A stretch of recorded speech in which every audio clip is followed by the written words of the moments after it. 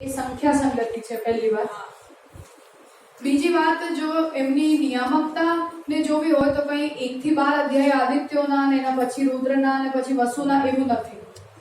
અહીંયા જે વાત સમજાવવા માંગે છે એ છે કે જે દેવતાઓને ભગવાને નિયમન કરવા માટે પ્રકટ કર્યા એ નિયામક દેવતાઓનો સર્ગ એ વિસર્ગ છે. નિયામક દેવતાઓનો સર્ગ એટલે જે કારણરૂપ સૃષ્ટિ ઉત્પન્ન થઈ અને એ કારણ તત્વોથી આપણા બધાની જે ઉત્પત્તિ આ સ્ટાન્ડર્ડ સુધીનો જે સર્ગ થયો એના જે નિયામકો છે એ બધા વિસર્ગ છે. એ દેવતાઓ એ સર્ગના નિયામકો એટલે વિસર્ગ છે. આવો અર્થ છે આ બંનેની સંગતિનો. હવે બીજી વાત કે પ્રજાપતિ દક્ષના નિયામકતામાં બધા જ દેવગણો એના યજ્ઞમાં પાર્ટિસિપેટ કર્યું અને એમને એ પોતપોતા એ દેવતાઓને એ ધર્મ યજ્ઞનો ભાગ દક્ષ પ્રજાપતિએ આપ્યું. આમાં એ બધા જ દેવગણો ઇન્કોર્પોરેટ થાય છે. એટલે દક્ષના ધર્મમાં બધા દેવતાઓ ઇન્કોર્પોરેટ થયા. એટલે દક્ષના ધર્મ પુરુષાર્થના નિરૂપણમાં એ દેવતાઓનો ધર્મ પુરુષાર્થ પણ ઇન્ક્લુડેડ છે. અને એ દેવતાઓ આપણા દ્વારા કરેલા ધર્મનો જે ફલ ભોગવે છે. એટલે આપણે જે કોઈ પણ યજ્ઞ યાગાદી કર્મ કરીએ એ યજ્ઞનો ભાગ દેવતાઓને જાય છે. એ યજ્ઞ ભાગનો ભોગ એ દેવતાઓએ રુદ્રને મહાદેવજીને સંમેલિત કરીને ન કર્યો એનો એ લોકો ભોગવ્યા. એટલે વીરભદ્રના હાથે એ બધા જ દેવતાઓ હાર્યા જ્યારે યુદ્ધ થયું ત્યારે.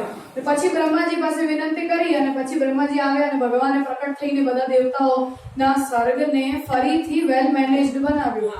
આ અર્થમાં એ દેવતાઓનું આની વિસર્ગ લીલામાં પાર્ટિસિપેશન છે. આપણે ડાયરેક્ટલી કેવી રીતે જોડીશું?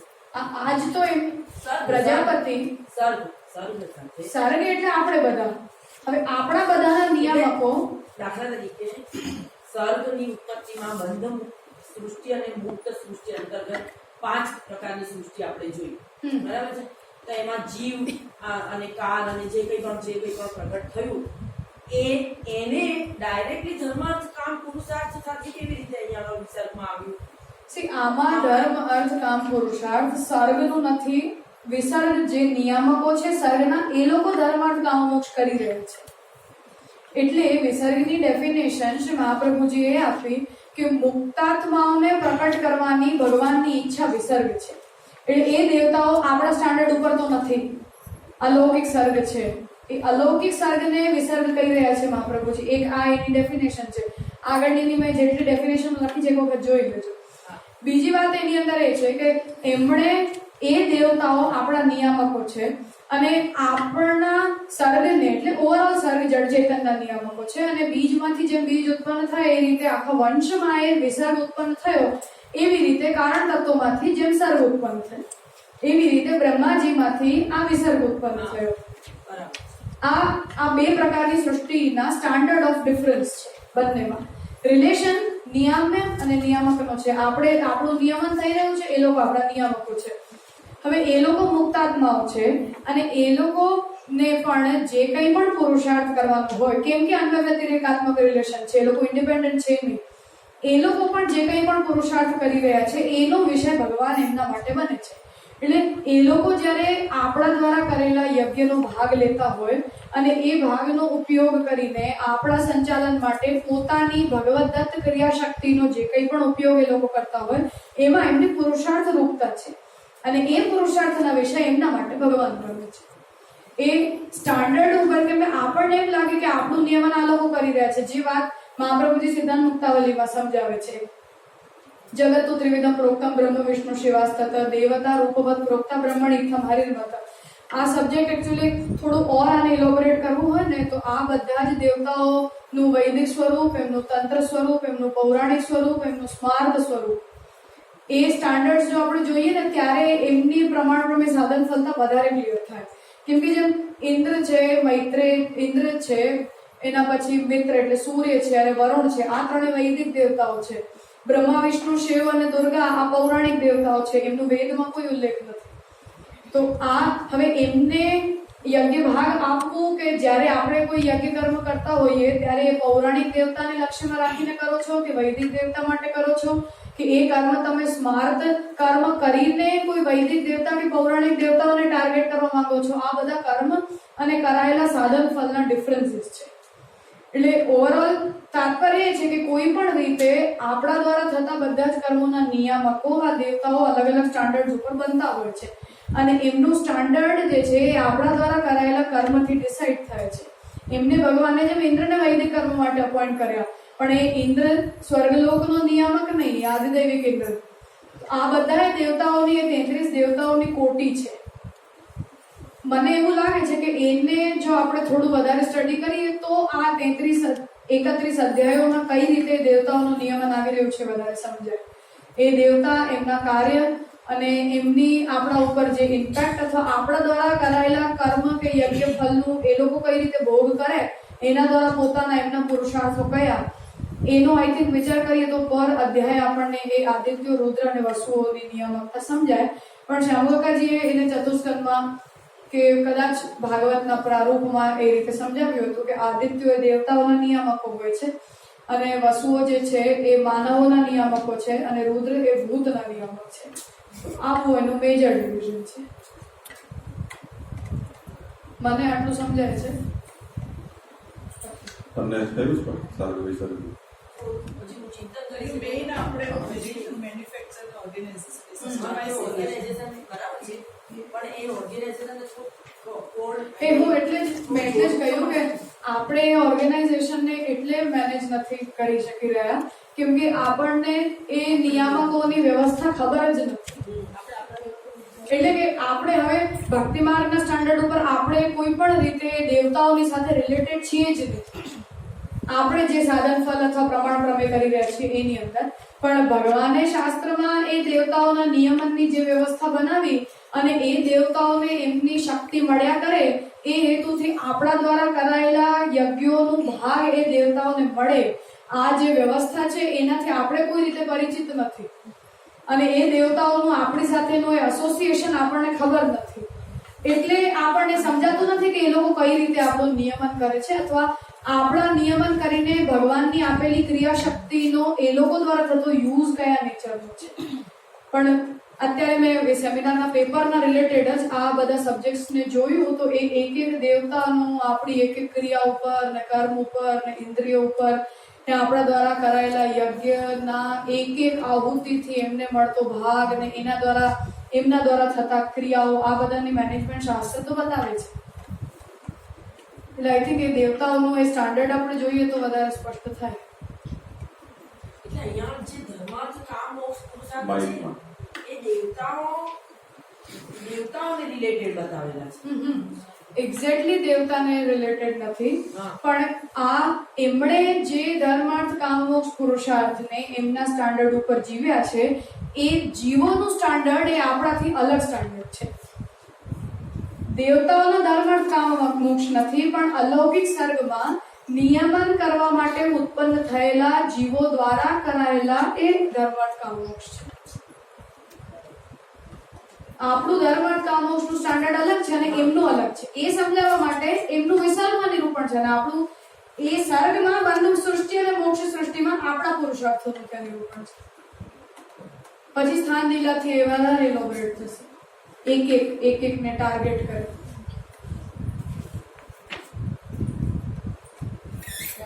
એટલે અન્યત્ર પુરાણોમાં સર્ગ વિસર્ગને એકવત કરી અને નિરૂપણ મળે છે. ભાગવતમાં વિભાજન કરીને એને કર્યું છે અને વિભાજનનો મતલબ એ છે કે સાધારણતયા જે વિભિન્ન તત્વો કે દેવો એનું પ્રાકટ્ય છે તે મુક્ત મુક્ત જીવો અને તત્વોનું પ્રાકટ્ય એ સર્ગનો વિષય છે.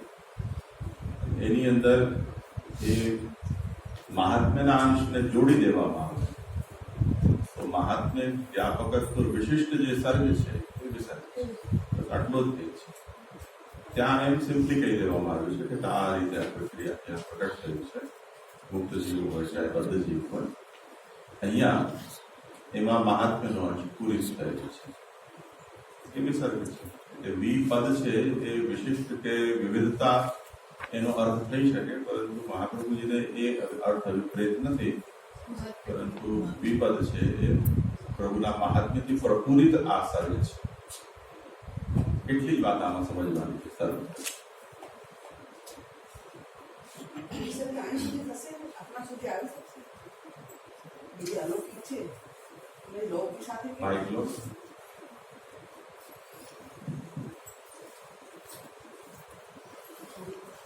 જે અલૌકિકનું વર્ણન કર્યું ત્યાં એ અલૌકિક હવે આ અત્યારે જ યજ્ઞો કરશે. હવે અત્યારે કલયુગ સુધીની વાત હોય તો નિત્યની યજ્ઞ થતા હશે આમ કનેક્શન કેમ થશે?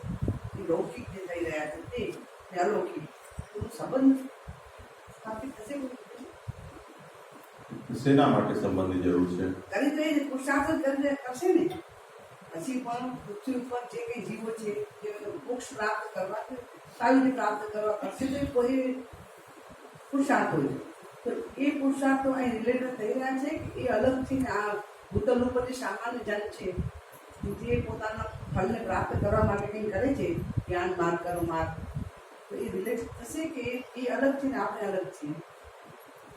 એટલે જ્યારે આગળ શિવજીને એવો અહંકાર થયો કે દક્ષને અહંકાર થયો, એમાં એકબીજાનો આક્ષેપ પ્રત્યાક્ષેપ કર્યા, માન વગેરે ભૃગુ વગેરે શાપ આપ્યા. આ બધા પ્રસંગોમાં મહાપ્રભુજીએ એક નોટ આપી છે કે મહાન વ્યક્તિ દ્વારા અગર કોઈ અપરાધ થઈ જાય તો પણ એ અપરાધ એના માટે એના અધપતનનું કારણ બનતું નથી. હરિના કરશે એવું થશે. હરિના હરિએ કરાવેલા એટલે અહીંયા જે પણ નિરૂપણ કરવામાં આવી રહ્યું છે એ એની કક્ષા જુદી જ છે. આપણા સુધી એને ટ્રેસ કરવાની જરૂર હા, નથી આવશ્યકતા. એ અલગ જ કક્ષા ઉપર એ નિરૂપણ થઈ રહ્યું છે અને એટલા માટે ઉત્સર્ગ અને અપવાદની પ્રક્રિયા બતાવતા ત્યાં એમ કહ્યું છે કે અગર મહત્પુરુષ દ્વારા કોઈ અનુગ્રહિત છે અને એના દ્વારા કોઈ સ્ખલન થઈ રહ્યું છે તો પણ એનો અંત છે એ સુખદ થઈ શકે છે. અને બહુ પુરુષાર્થ સંપન્ન છે તેમ છતાં પણ મહત્પુરુષો દ્વારા અનુગ્રહિત નથી તો પણ એનું અલગ પણ સંભવ છે. તો અહીંયા જે છે એને પ્રમેય કે પ્રભુની કૃપા છે એના ઉપર આ આખા પ્રકરણનો ભાર જઈ રહ્યો છે. તાત્પર્ય અહીંયા એ છે કે નામ સામ્ય છે પુરુષાર્થોનું, ધર્માર્થ કામ મોક્ષ, પરંતુ અનુકરણીય રૂપમાં ચતુર્થ સ્કંદમાં જેમણે જેમણે જે પુરુષાર્થ કર્યા છે એ પ્રાપ્ત નથી થઈ રહ્યા આપણા માટે. તો જે શાસ્ત્રમાં કહ્યા અનુસાર એટલે પ્રમાણાનુરોધી જે પુરુષાર્થો છે એ જ આપણા માટે અનુસરણીય બને છે. અને મોરલ એનો એ છે કે જેમને આ બધા પુરુષાર્થો કર્યા છે એ મુક્ત જીવો હતા, પ્રભુની વિભૂતિ જ છે બધી, તેમ છતાં પણ પ્રભુની કૃપા વિના એમના પુરુષાર્થો પણ સિદ્ધ થઈ શક્યા નથી. એટલે પુરુષાર્થો ઉપર ભરોસો ન રાખીને ભગવત કૃપા ઉપર આપણે વિશ્વાસ રહેવો જોઈએ એ સાર છે. એ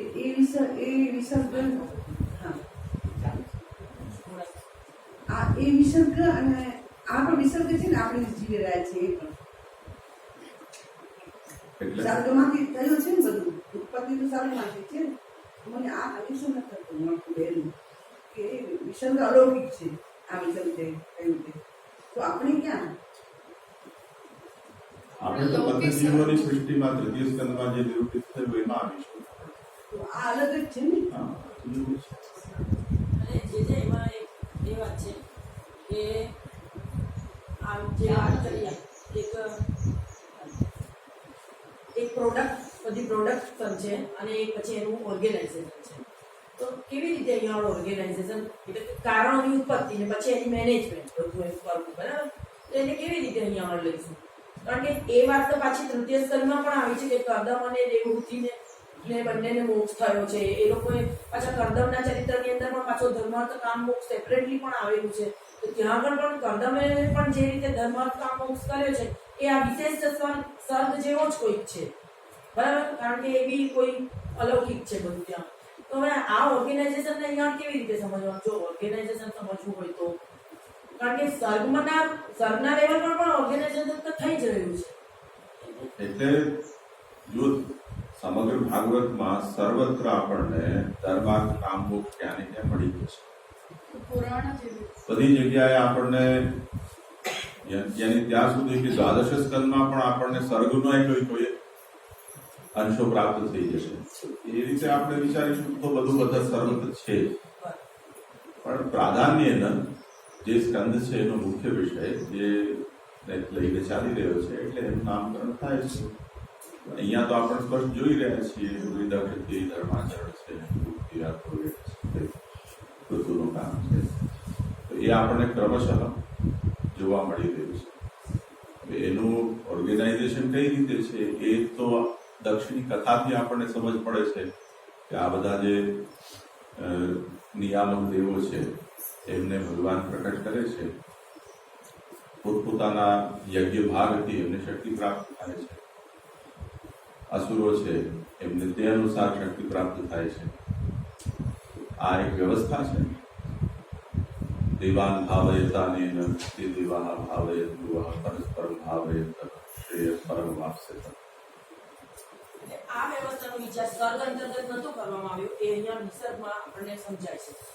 એટલે અહીંયા એ વિસ્તારથી એની સૂક્ષ્મતાથી કરવામાં આવે છે. આવી ઇન્સાઇટ મળતી નથી તો મને આ નિરૂપણમાં કઈ સમજ જ નથી પડતી, એટલે મારું હજી સુધી કશું કમ્પ્લીટ જ નથી થયું. પણ કારણ કે ગૂંચની ગૂંચ જ રહે છે. એટલે એને આપણે સ્કંધાર્થ કે પ્રકરણાર્થના લેવલે બધી સ્પષ્ટતા નહીં થાય જ્યાં સુધી આપણે એના સુધી પહોંચીશું. અત્યારે તો આપણે વિહંગાવલોકન કરીને અને શ્રી મહાપ્રભુજી આપણને જે કહી રહ્યા છે કે અહીંયા આ વાત છે, અહીંયા આ વાત છે, એટલું કેવલ આપણે સાંભળી લેવાનું છે, સ્વીકારી લેવાનું છે. એને ત્યાં જોડવું કેવી રીતે એ તો બધી જવાબદારી આપણી થોડી છે. આપણે તો એક અધ્યાય પૂરતી છે. એટલે એ વિષય જયારે જેમનું આવે ને એ વખતે પકડજો. હું હંમેશા કહું છું પ્રસ્તુત કરતા ને એને જો તમે લોકો કરતા નથી, તમારું અધ્યાય પૂરું થાય ત્યાં એ સબ્જેક્ટ ઉઠાવવું જોઈએ કે અહીંયા ધર્મ પ્રકરણ વાળી શું વાત આવી, આમાં વિસર્ગ જેવું શું આવ્યું, આમાં ભગવાનની લીલા કેવી રીતે આવી. હવે દર વખતે બધા વૃત્તાંત પૂરું કરેલું કેવું કરતા સારું વખતે લાસ્ટ ટાઈમ પણ મેં કીધું પહેલા બીજા અધ્યાય ટેન્શનમાં આવી ગયા.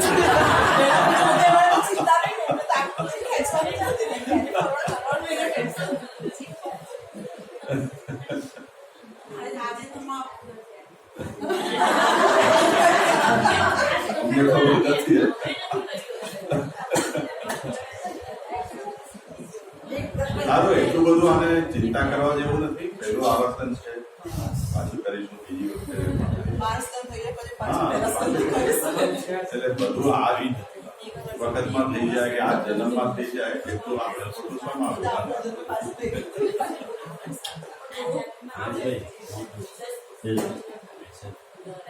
ભક્તિ એના બેકગ્રાઉન્ડમાં છે. આપણે પ્રસન્નાત્મા કહ્યું ને પહેલે આ સર્ગમાં ભક્તિ બેકગ્રાઉન્ડમાં છે. તો જે ભક્તિ એવી ભક્તિ નથી દેખાતી કે જે લોકોનામાં આગળથી હતી, જે ચારે ગણા જે છે કે એવી સ્ફૂટ ભક્તિ હતી એવું તો છે નહીં. એ લોકોને પેલું શું કહે છે કે હવે પરિસ્થિતિ એટલી વિકટ થઈ ગઈ જેને પછી એમને સૂઝે છે. એ પહેલા એમને ભક્તિ સૂઝી નથી. જે આ બધા કરનારા છે ધર્મ અર્થ કામ મોક્ષ, તો એ ભક્તિ એ કેવી ભક્તિ છે? ઉત્કૃષ્ટ પ્રકારની ભક્તિ દેખાતી નથી. ધારો કે ધર્મ પ્રકરણમાં આપણે જોઈએ તો દક્ષ જે છે એના બધું તૂટી ગયા, એના અંગ બંગ ડોકું કપાઈ ગયું, બધું થઈ ગયું. હવે એના માટે કોઈ રસ્તો જ નતો. ત્યાર પછી એને આવી છે આ ભક્તિ. એ જ તો ઓવરઓલ સ્કંદાર્થ એમાં ભક્તિને જોવાની એક ઇન્સાઇટ તો એ છે કે ભાગવત ભક્તિ સંહિતા છે. એટલે આખા શાસ્ત્રાર્થને કન્સિડર આપણે કરીએ તો એમાં કોઈ પણ સબ્જેક્ટ એવો ન હોય કે જે ભક્તિ રહિત હોય. અને પર કરતા પૂર્વના અર્થ પ્રબલ છે. એટલે એ તાત્પર્યથી શાસ્ત્રાર્થ જો એવું હોય કે આનંદ રૂપ હરિની લીલા છે અને ભાગવત ભક્તિ સંહિતા છે અને આના એક એક શબ્દાક્ષરનો પણ અર્થ ભગવાન છે, તો એવું છે જ.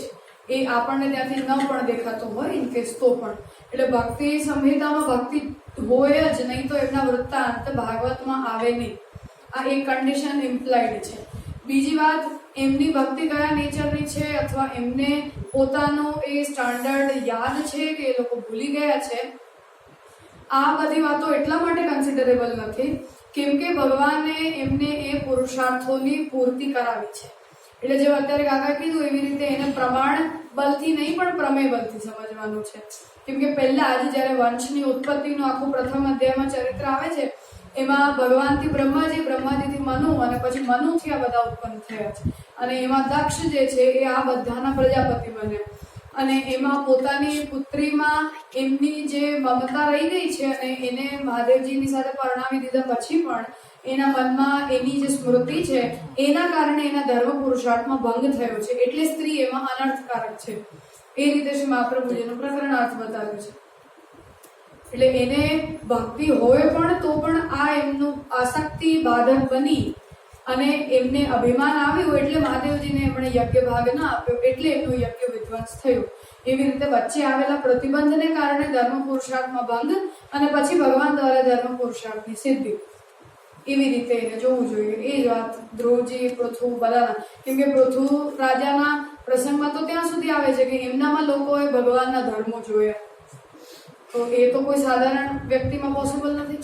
એટલે જેમ દક્ષના વિષયમાં આવરણભંગમાં પુરુષોત્તમજીએ સ્પષ્ટતા કરી કે દક્ષ હોય કે સતી હોય, બંને સ્ત્રી પુરુષે પોતપોતાના જે ધર્મોનું પાલન કર્યું એમાં એમને જે ભંગ પડ્યો એ ભંગને એટલા માટે દોષરૂપ નથી મનાતું કેમ કે પછીથી એમનો એ ધર્મ પૂરો થયો છે. એ પણ ભગવાને સ્વયં એમના ધર્મને કમ્પ્લીટ કર્યું છે.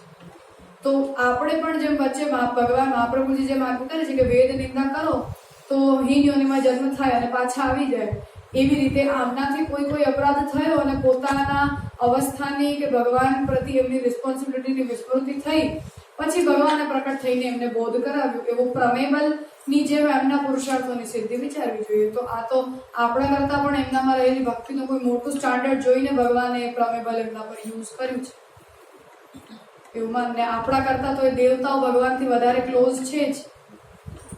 પૃથ્વીરાજા પ્રસંગમાં છે ને એક ક્વેશ્ચન પૂછ્યો હતા કે એમને પુષ્ટિમૂર્તિ કેમ સેવા જે ત્યાં એવું કહ્યું કે સેવા જે છે